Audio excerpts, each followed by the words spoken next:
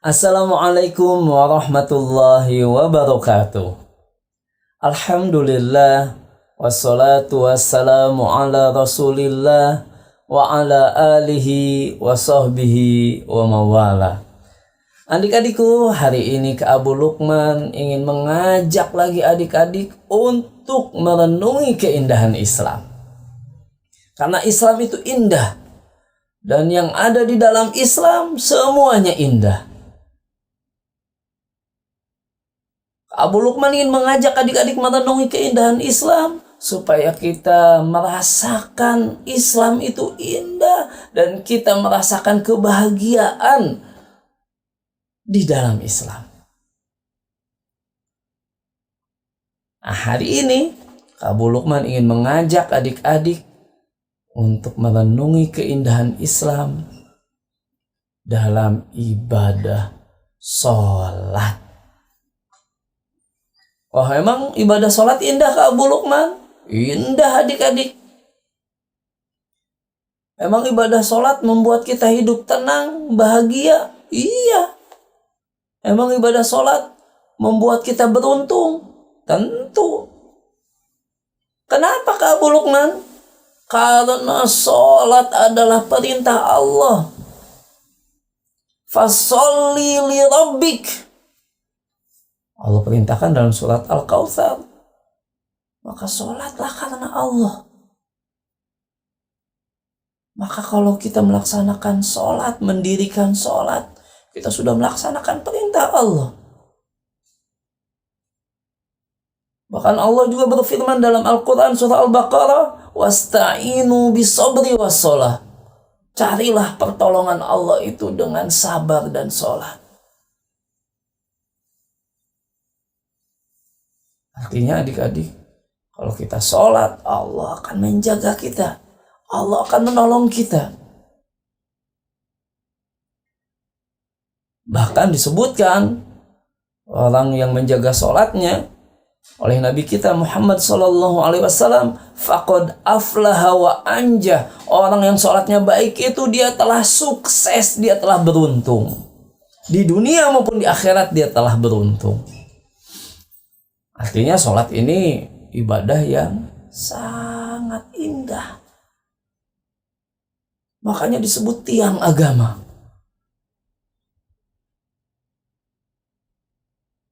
Nah, adik-adik,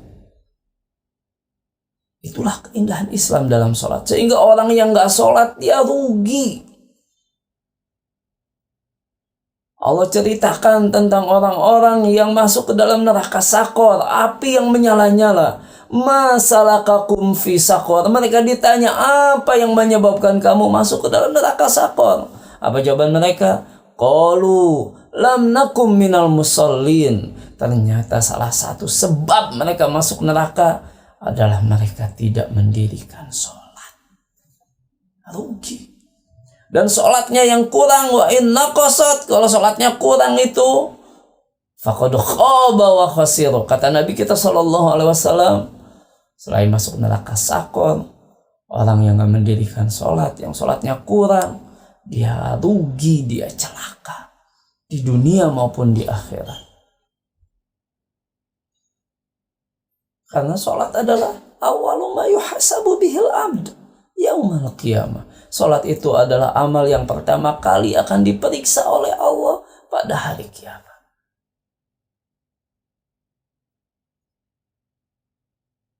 Sehingga orang yang gak sholat, yang sholatnya gak baik, maka dia termasuk orang yang jelek, gak merasakan keindahan Islam.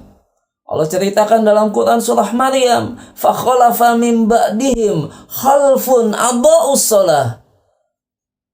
Nanti setelah orang-orang yang baik akan datang orang-orang yang jelek. Apa ciri-cirinya? Adha'us shalah. Mereka menyia-nyiakan sholat. Padahal ini keindahan Islam. Mendatangkan kebahagiaan, ketenangan, pertolongan di dunia. Dan juga menyebabkan dia bisa masuk ke dalam surga. Tapi ternyata disia-siakan. Itu ciri orang-orang yang jelek. Karena itu kita harusnya menjaga sholat kita adik-adik. Karena sholat ini adalah perintah Allah dan juga satu di antara keindahan Islam. Karena itu Nabi SAW mencontohkan orang Islam itu menjaga sholat. Nabi saja kalau menghadapi situasi yang genting, keputusan yang harus diambil, Nabi sholat. Bahkan Nabi ketika merasakan beratnya tantangan, Nabi menyuruh Bilal, ya Bilal, arihna bis sholat. Hai Bilal, istirahatkan kami dengan sholat. Artinya supaya ringan, tenang. Orang butuh istirahat. Orang Islam punya rahasia keindahan Islam, yakni sholat. Dengan sholat menjadi tenang,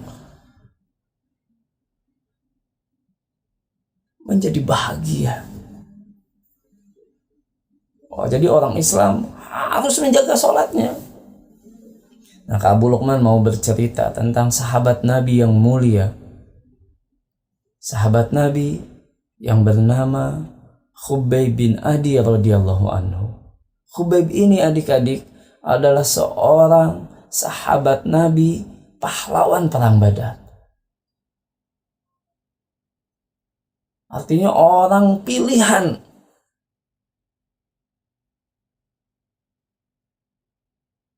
Artinya sahabat yang senantiasa melaksanakan perintah Allah dan menjauhi larangannya. Senantiasa taat kepada Rasulullah SAW. Suatu ketika Khubayb bin Adi radhiyallahu anhu ditugaskan oleh Nabi kita Nabi Muhammad SAW untuk pergi bersama rombongan kecil melaksanakan tugas dari Nabi kita Nabi Muhammad SAW. Namun ternyata Khubayb bin Adi disergap oleh musuh. Ia tertangkap, ia diikat dan digiring ke kota Mekah. Padahal ketika itu kota Mekah sedang dikuasai oleh para penyembah berhala yang benci dan sedang marah kepada orang-orang Islam. Makanya ketika mereka mendapati Khubayb bin Adi radhiyallahu anhu, sahabat Nabi, tertangkap, diikat dan dibawa ke kota Mekah, mereka ingin menyiksa Khubayb bin Adi. Mereka ingin membuat Khubayb bin Adi menderita. Membuat Khubayb bin Adi susah hidupnya. Apa yang mereka lakukan? Pertama, Khubayb bin Adi ini dipenjara. Tidak diberikan makan, tidak diberikan minum. Supaya menderita, supaya susah. Supaya mati pelan-pelan. Tapi apa yang terjadi? Khubayb bin Adi senantiasa menjaga perintah Allah termasuk sholat. Dan Allah sudah berjanji, orang-orang disuruh untuk mencari pertolongan Allah dengan sholat dan sabar. Sehingga orang yang sholat akan ditolong oleh Allah. Apa yang terjadi kepada Khubayb bin Adi?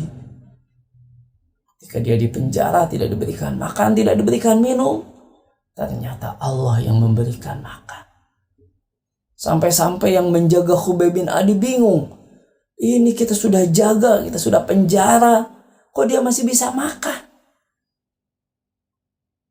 Dan mereka yakin gak ada yang ngasih makan Khubayb bin Adi. Kenapa? Karena makanan yang dimakan oleh Khubayb bin Adi adalah makanan yang sedang tidak ada ketika itu, sedang tidak musimnya.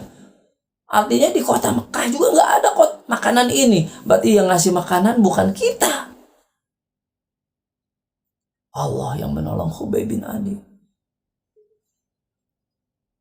Di antara sebabnya Khubayb bin Adi menjaga perintah Allah, di antaranya sholat. Tapi mereka semakin marah. Akhirnya Khubayb bin Adi radhiyallahu anhu hendak mereka bunuh. Apa yang mereka lakukan?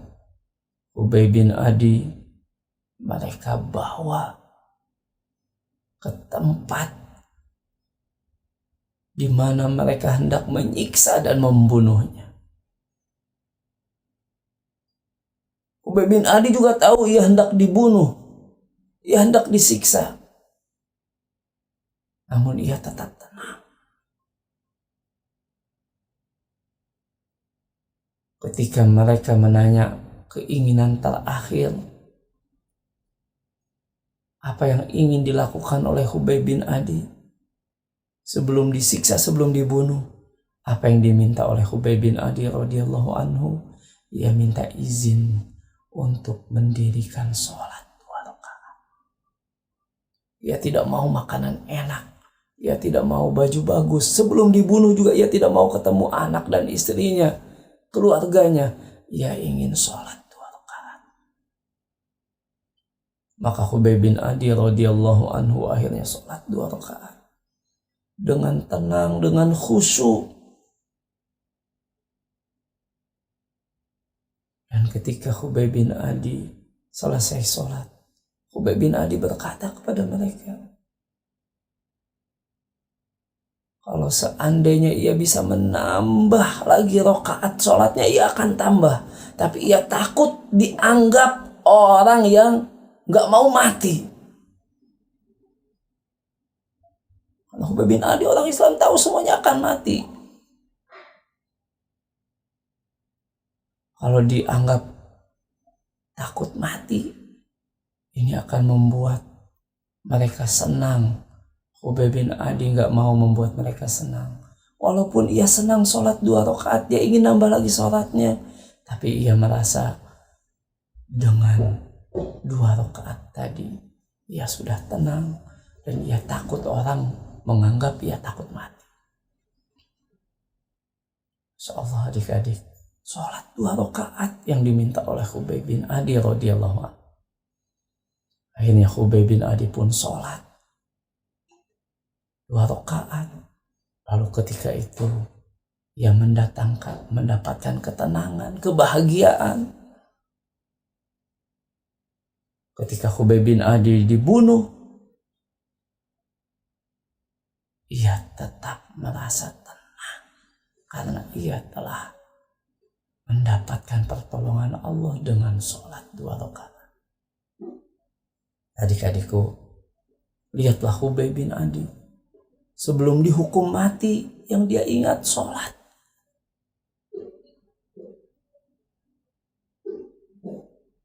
Karena itu kita, orang-orang Islam, harusnya mencontoh Nabi kita, Nabi Muhammad SAW, para sahabatnya radhiyallahu anhum.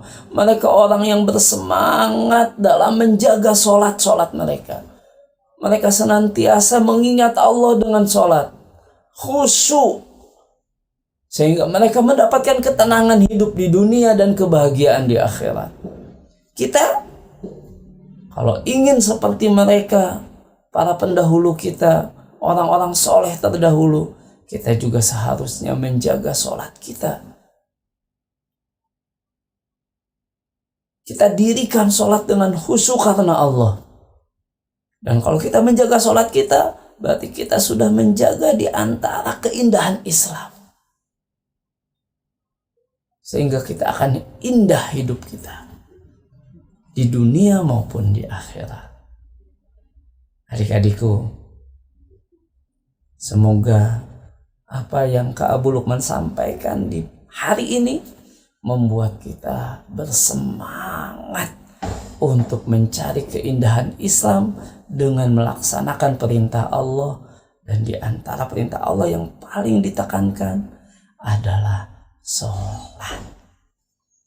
Nah adik-adik, ini saja yang bisa Kak Abu Lukman sampaikan hari ini. Semoga Allah pertemukan kita di kesempatan yang akan datang. Mohon maaf atas segala kekurangan dan kesalahan. Wassalamualaikum warahmatullahi wabarakatuh.